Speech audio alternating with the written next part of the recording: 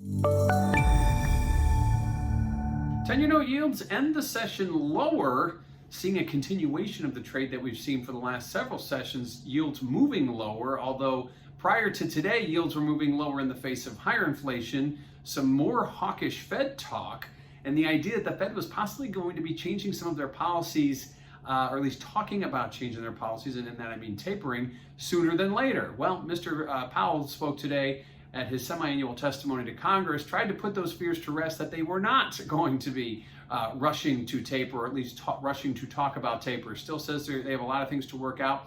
Likewise, he wants to continue to see evidence that the economy is growing, and he doesn't want to jump in too soon and pull back for risk that the economy falters.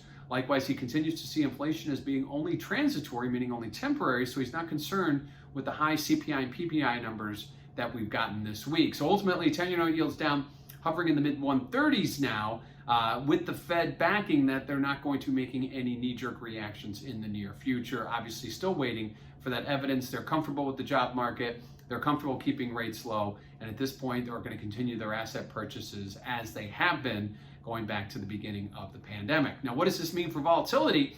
Well, check out that CVOL index over at cmegroup.com. You'll notice that we have seen a sharp turn lower in volatility. So that old relationship, lower yields equals lower volatility.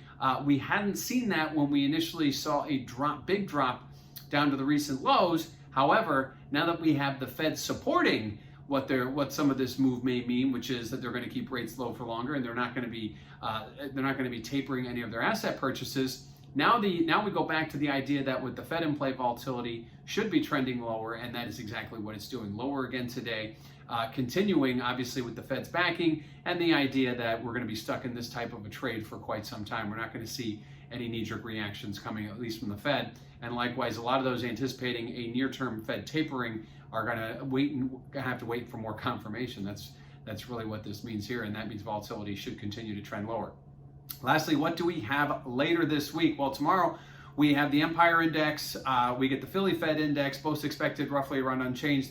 Those numbers have been supportive of an expanding economy. We get the claims number, which is our in-the-moment look at the jobs market, which has been trending lower, but starting to slow that trend a little bit. Obviously, we want to see those numbers continue to go lower to the point where we get back below where we were back in March of 2020, which we are not yet. So we are still struggling to get back to those pre-pandemic levels. We also get part two of the Fed chair's testimony. Today he spoke to the House. Tomorrow he speaks to the Senate. So not like his testimony is going to be any different, but it's that Q&A part where you might get a wild card or a curveball. So certainly there could be something in there that wasn't spoken about today that maybe gets reinterpreted tomorrow at the Senate. So it's a couple of those things to keep an eye on. But 10-year note yields pushing lower again, back in the mid-130s after today's Fed chairman testimony.